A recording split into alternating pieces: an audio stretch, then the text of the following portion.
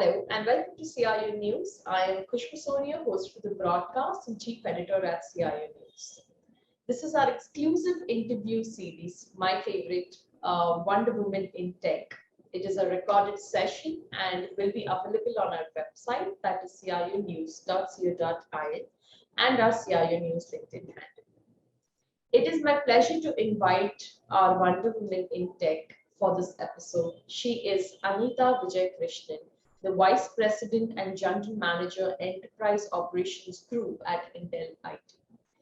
Anita has been in the industry for more than 25 years and worked towards IT strategy and implementation. Anita is passionate about leveraging technology to impact business outcomes and is focused on results. Anita has proven experience in developing solutions that impact revenue, growth, and transformation. She is an ardent supporter and a promoter of women in tech and has led significant initiatives and outcomes both in her professional and personal capacity in the recent past to create an impact in this space. She's a strong believer of returnship for women in the tech who have quit the workforce for a variety of reasons and believes this is an untapped talent pool that many organizations have not explored and leveraged.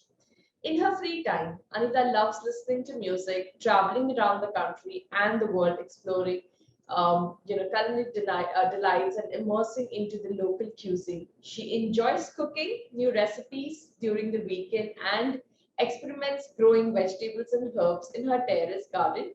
She lives in Bangalore, India, with her husband and daughter. Wonderful. Anita, thank you so much to take out time for us at CIO News and joining for this episode of Wonder Woman in Tech. Thanks, Khushbu, for having me today. And it's a pleasure being here and chatting with you.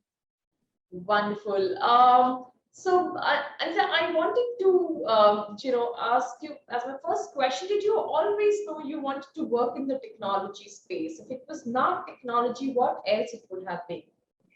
Well, it's interesting that you asked that question because it goes way back into my background and my education.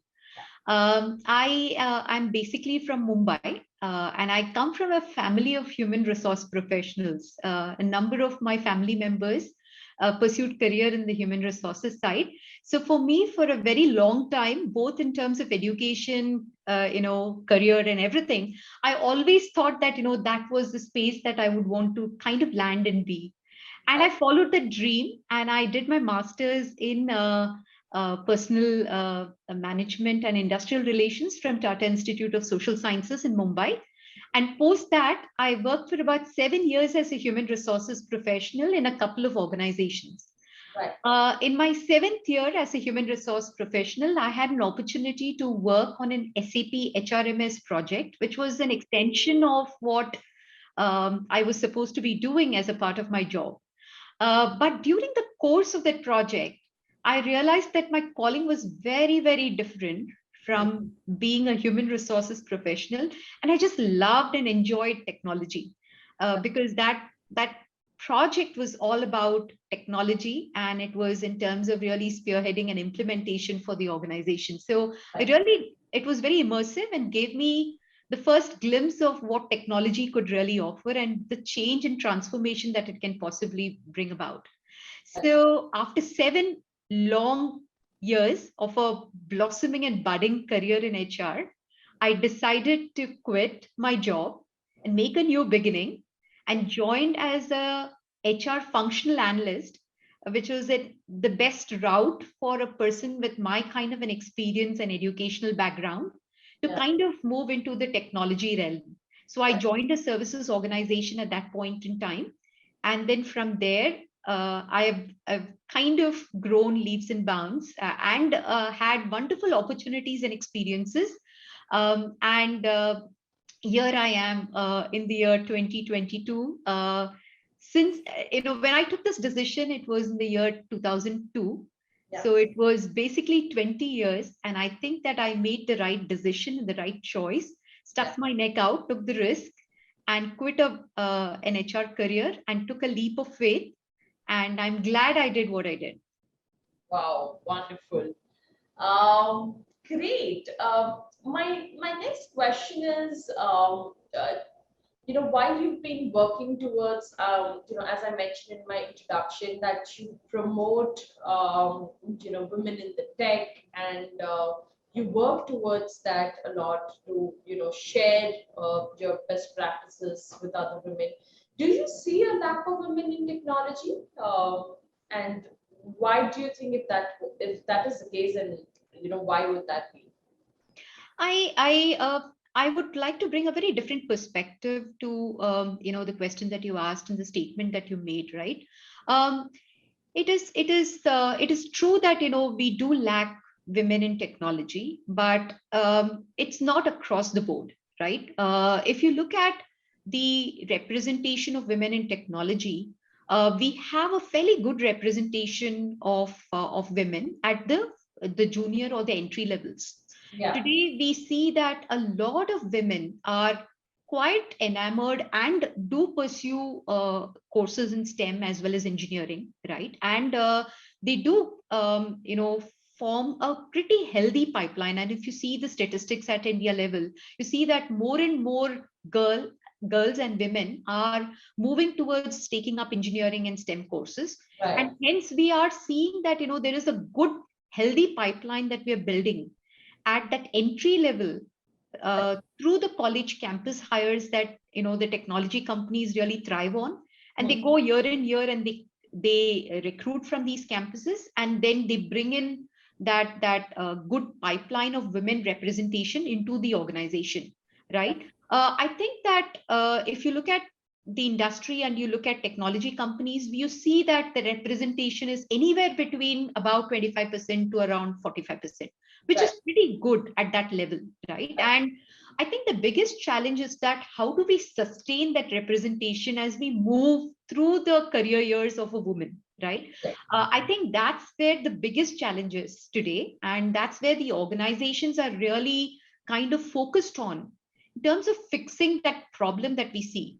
Right. When women join the workforce, the first 5 years, 4 to 5 years, you don't see a problem. The representation is fairly good. Now, after 5 years, you see that women are actively quitting the workforce for a variety of reasons. Right. It could be marriage, it could be managing the household, children, right? In Yeah. our country, women are still the primary caregiver. That Correct. has not changed drastically. So as a result of which, when you see that with life-changing events that they encounter, they actively leave the workforce, and that is the reason where you see that middle management and above, or a little to the end spectrum of the junior levels, Yeah. there where you see that the representation starts dwindling. And I think that today the industry as well as technology companies are very, very forceful in terms of how they want to arrest and correct that problem, and they are taking those measures and initiatives to kind of really fix it. And you see that there's a lot of impetus in terms of doing the right thing and being able to sustain that representation across the organization, Right. in organizational levels across the spanning women's careers in organizations. Right. Right. Very true. I think you very correctly mentioned. I think it's at the level and through their journeys when we see the drop. I think that's across Right, different domains and right. different verticals, not only specifically to technology. Yeah. So my further question on that is there a challenge in the way the gender is being perceived or treated? Have you ever been in a situation like that? In your journey, and if you did, how did you kind of handle it? Sure. I'll share my personal experience and also my perspective on this. Right. While we try and level up women in technology and drive initiatives and measures to kind of sustain the representation of women in the industry and in organizations, it's a double-edged sword, right? It also creates challenges for women who are really serious about advancing their careers based on their skills, capabilities, and the experience that they bring to the table, right? We need to send a very clear message through the industry that when women are promoted and when they're advancing their careers, it's based on those skills and capabilities and experience. Right. So the promoting of women in technology agenda also has a negative impact that ends up becoming like a quota system or a reservation system that I think organizations need to avoid. Yes, put in the right initiatives, put in the right impetus, put in the right ecosystem, right, which will enable representation. But I think that sometimes, when we go that extra bit in terms of saying that, hey, I want to hire 50% women, I want to promote 20% women, when that happens, uh, we kind of undermine the capabilities that women are bringing to the table. And sometimes, I've heard personally a lot of women come and tell me, hey, Anita, I got this job based on my own skills and my experience and my capability, but it now seems like as if, because there was a gender agenda in the organization, I ended up with this job. And that is how it is being perceived by my colleagues, and that respect that I should get for putting in that hard work and bringing in what I bring to the table, like any other person, is lost because of that. So I think that, we need to strike a balance, ensure that, we are doing the right thing, but not driving a percentage or a number based agenda. Correct. Orienting our men and women managers in terms of doing the right thing, bringing the right talent. And I think automatically, you would be able to kind of really push, the right set of talent there. And I'm sure that women will find their way. And I think that we will build the self-esteem and confidence if we do it the right way. Today, what happens is that when we drive some of these agendas, it works adversely. Take my own case. In a couple of organizations, one organization, I got promoted into a very senior role. I was told, and I could hear, this hallway chatter which said that, hey, oh, she landed because she's a woman employee. They want women in this level. But I know that I have, it's no less of hard work that I have put in, this strive that I have brought into getting where I have gone. It's no less than anybody else who is my counterpart in the organization, right? Similarly, when I was hired by an organization as external hire, I was told when I got into the organization that they were looking for diversity candidates for this particular role, right? So it kind of undermines what you bring to the table. I think that organizations are doing the right thing, but they need to kind of also send the right messaging in the rhetoric so that women are not adversely impacted with what we're trying to do them, so that it doesn't come back and negatively impact them in terms of what they're trying to do for themselves and achieve. Absolutely, a very great point that you highlighted. I think this is something that is impacting, but it's something that maybe a lot of them are not aware of. Yes. But Yep. yes, a great point on this one. My next question is, what advice would you give to a woman considering a career in the tech industry, and what do you wish you had known? I think that, it's one of the best industries to be in today, right? With the rapid phase of technology and the change that we are seeing, it is the right place and the right time to be in a tech company in the tech sector. And I think that the opportunities for growth are innumerable. Again, it's not for a woman or a men. It is for talent. And that's how I would look at it, in a very neutral way, right? And I think that one has to take advantage of what is on the table, on offer, right? Based on the interests, based on the skills, and also be able to kind of really keep up with the skills, right? It's not that once you complete your education and you land in a job, that's the beat and end it of all, right? It's just the beginning of a learning process, a different kind of a learning process.